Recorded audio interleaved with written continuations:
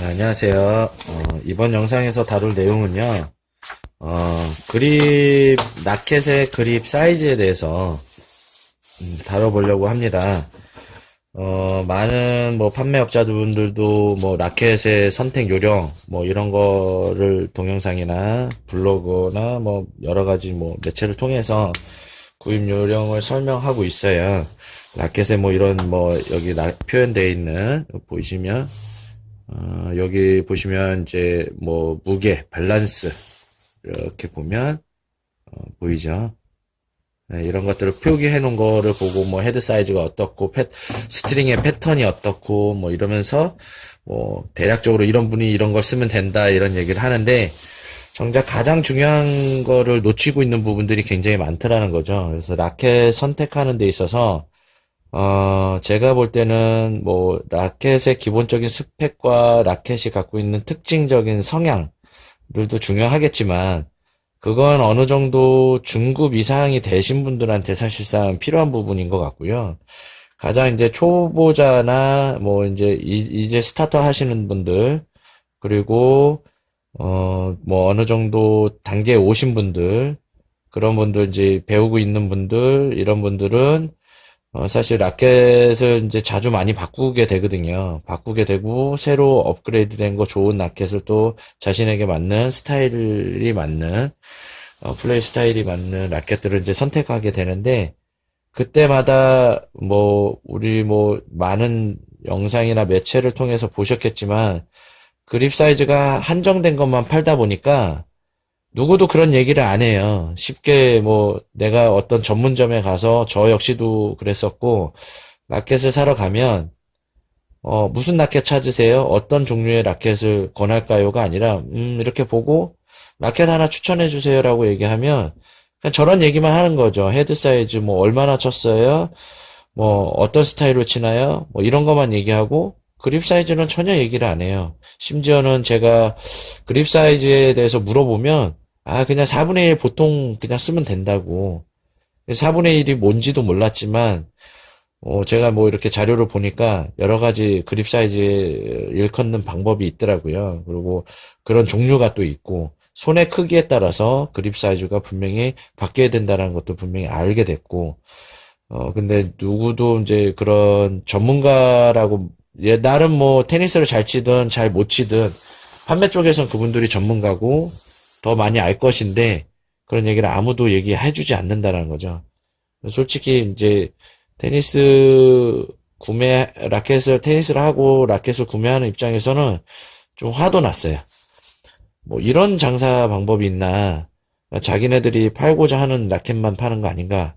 이런 생각도 들었고, 근데 여러 가지 그 이유에 대해서는 구차하겠지만 그런 변명들이 많더라고요. 수입사가 수입을 안 한다. 재고량이 너무 많아서 이런 것들을 다 할 수가 없다. 이렇게 얘기하는데 하다못해 그냥 일반적으로 외국에서는 다양한 것들을 많이 팔거든요. 호주나 미국이나 유럽의 각국에서도 다양한 게 팔아요. 많은 브랜드를 못 팔지언정 많은 종류의 라켓을 못 팔지언정 라켓의 그립 사이즈를 구비 안 해놓고 파는 나라는 우리나라밖에 없는 것 같아요. 그런 거를 보면 되게 좀 한심하고 그래서 많은 사람들에게 이런 방법을 좀 알려드려야 되겠다. 그리고 이것이 더 중요하다라는 것을 알려드려야 되겠다라는 생각을 해서 지금부터 그런 얘기를 좀 하려고 해요. 제가 영상을 찍는 게 사실 처음이라서 되게 서투르고 하는 부분이 있더라도 말하는 거라든가 이런 요령이 너무 서투르더라도 좀 이해해 주셨으면 좋겠습니다.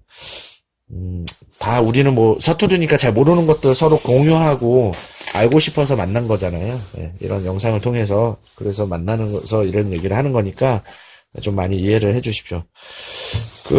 먼저 이제 그립 사이즈의 종류에 대해서 제가 이런 거를 이제 출력을 해봤어요. 찾아가지고 이렇게 있더라고요. 되게 미국 US 기준이 있고 유럽에서 보통 이제 일컫는 기준이 있어요. 유럽은 이제 그냥 우리가 옷에 보면 X 스몰, 스몰, 미디움, 라지 이렇게 표현하듯이 그러니까 스몰, 엑스트라 스몰, 뭐 엑스트라 라지, 뭐 이런 걸 해서 약자로 표시하듯이 그냥 기호로만 이렇게 표시를 해요, 보통. 요 앞에 이제 영문으로 뭐 L자를 그립에 L자나 그립에 그 G자를 써서 G0, 뭐 G1, G2 뭐 이렇게 붙이는 경우도 L0, 뭐 L1 이렇게 붙이기도 해요.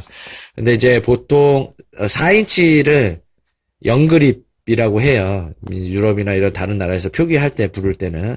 그리고 이제 얘네들 인치 개념으로 미국에서 쓰는데 4 플러스 8분의 1인치. 예. 그러니까 4 그립이 기본인데 4인치짜리가 기본인데 8분의 1씩 늘어나요. 8분의 2 이게 이제 환산해서 우리나라에서 가장 많이 팔고 남녀노소 할 것 없이 다 모든 분들에게 보통 그립으로 팔리고 있는 사이즈예요. 4와 4분의 1. 그 다음에 굵은 그립으로 우리나라에서 판매되고 있는 4와 8분의 3. 8분의 1씩 계속 늘어나는 거예요. 그래서 8분의 4, 8분의 5. 앞에 4인치가 계속 붙고, 기본적으로. 그렇게 해서 이제 이렇게 숫자로 이렇게 표기를 해요. 요거를 이제 미리로 환산한 거예요. 이거는 어떤 사이트나 외국에 뭐 이런 데서 각 회사마다 또 이게 기본적으로 핸들 쪽에 그 성형하는 방법에 따라서 약간씩 오차 범위가 생기더라는 거죠. 그래서 그거를 이제 대략적으로 표현한 건데 사실상 이 인치를 2.54니까 이거 한번 환산해 보시면 아마 2mm 수가 안 나올 거예요. 어떻게 나오냐면 요렇게 나와요. 요렇게. 예. 보이시나요? 예. 그러니까 영그립은 4인치를 이제 환산하면 10.16cm가 나오고요. 그러니까 좀 다르죠. 여기 보면 10.16이면 여기 1, 2, 뭐 이쪽에 더 가까워요. 뒤쪽 숫자에. 여기 이제 빨간색으로 이렇게 해놨는데 그러니까 요거의 편차가 한 이제 그 다음 그립하고 3mm 정도 차이 나는 거예요. 3mm. 네, 3mm 정도. 자, 이렇게. 미리, 이제 센치로 제가 환산해서 이렇게 썼자는데, 요거 그냥 산수해보시면, 뭐, 그냥 쉬워요. 환산하는 건 되게 쉽고, 어렵진 않습니다. 그러니까 요게 미리로 환산한 거 인치로 표현하는 게 어떤 거냐면, 요게 이제, 라켓에, 예, 제가 쓰는 라켓에, 이제 핸들 부분 보여드릴게요. 이게 리플레이스먼트 오버그립을 지금 풀러서 지금 쓰던 거라서 풀러서 이제 보고 있는데 요거 이제 3그립이에요. 네, 3그립. 4와 8분의 3인치짜리. 그러니까 요거를 이제 이렇게 재서 리플레이스먼트 그립과 그 안에 이제 팔레트부터 시작해서 이제 요 리플레이스먼트 상태의 그립의 사이즈를 대략적으로 환산해 보면 재보기도 해봤지만, 뭐, 거의 똑같아요. 이게 111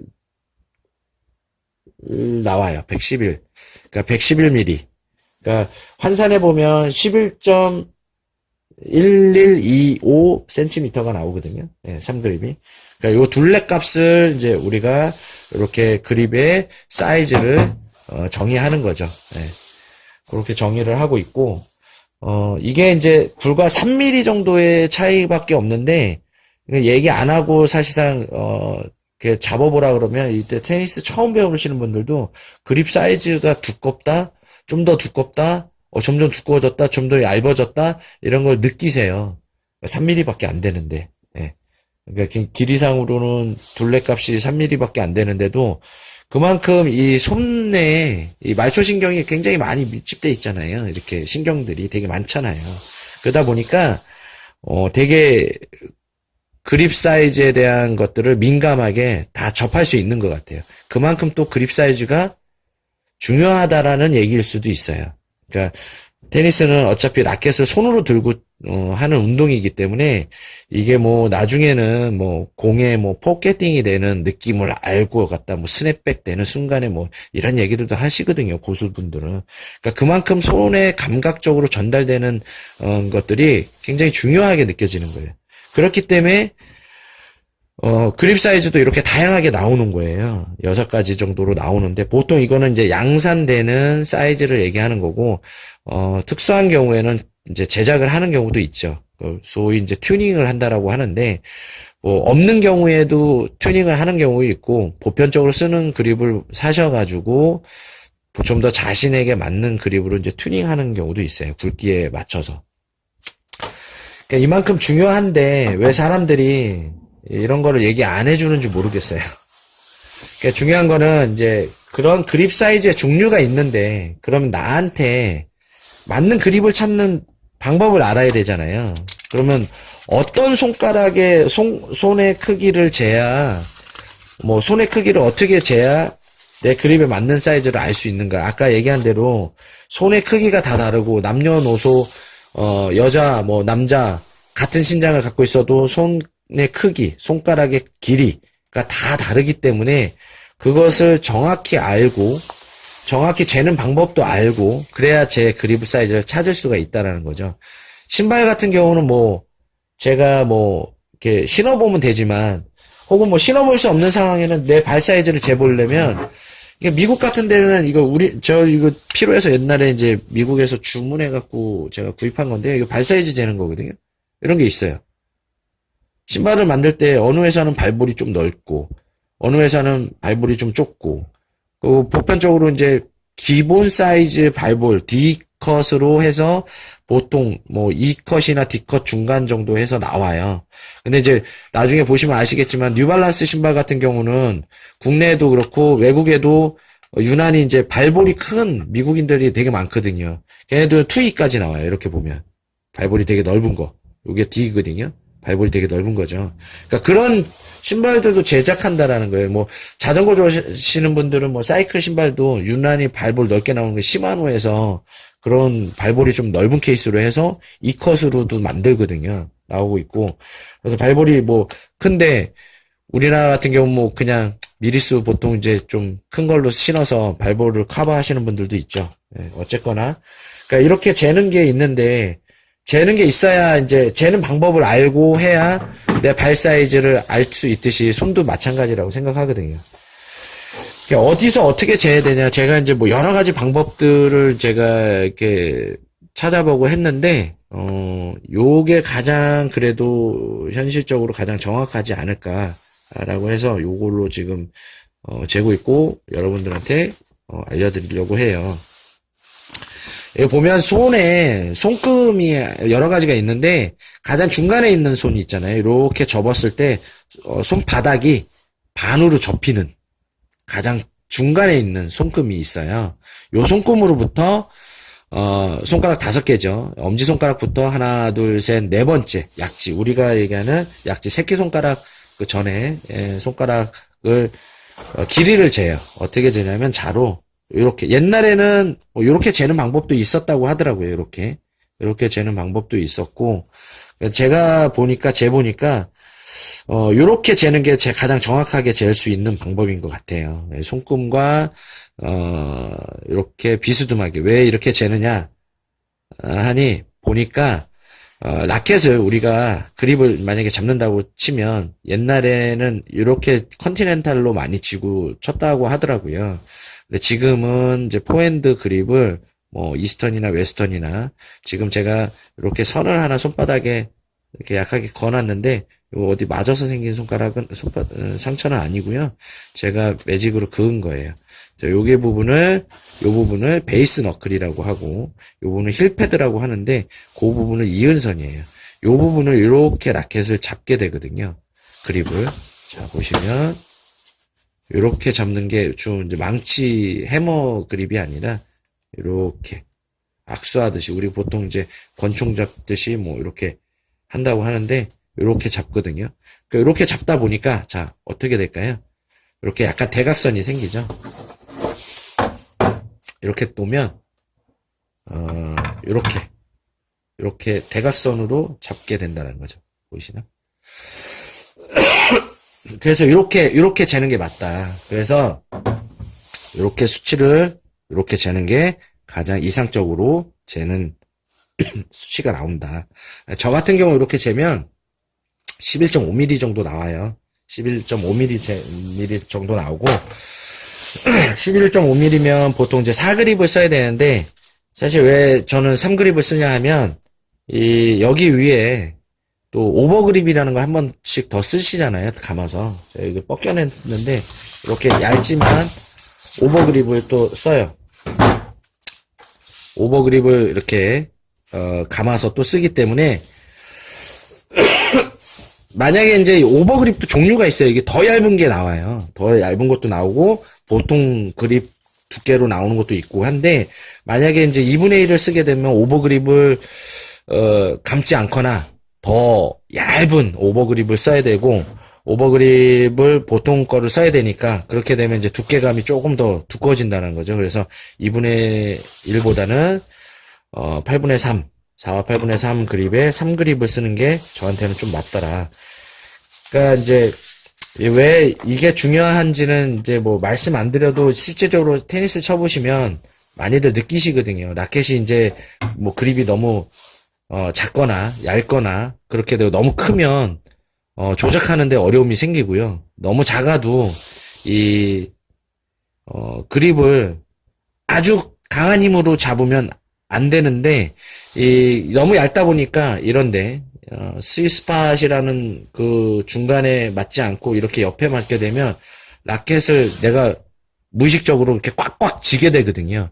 꽉꽉 쥐면 오히려 반대로 이런데 공간이 생기거나 그리고 너무 꽉 쪄서 감각이 둔해질 수가 있어요. 둔해질 수가 있기 때문에 그래서 그립을 자신에게 맞는 그립을 잡고 적당한 힘으로 공간이 생기지 않도록 잘 잡는 것이 중요한데 그 그립을 선택을 못 하시는 분들은 알지도 못하고 또 판매하시는 분들이 손이 어마어마하게 큰데도 4분의 1 그립 그냥 쓰라고 하다 보니까 실제로 손가락이 막 이렇게 완전히 이렇게 붙어버리시는 분들도 있어요. 이렇게 붙어버리시는 분들. 붙은 나머지 남아서 이 손가락이 여기 덮는 부분들도 있어요. 근데도 그런 4분의 1 그립을 쓰세요. 그러고도 잘 치시는 분들도 있긴 있어요. 신기하죠. 아마 제 생각에는 그런 분들이 그립 사이즈를 조금 더 빨리 알고 또 좋은 자신에게 맞는 그립을 사용했더라면 아마 실력 향상하는데 좀 더 시간을 단축할 수 있거나 아마 지금보다 아마 훨씬 더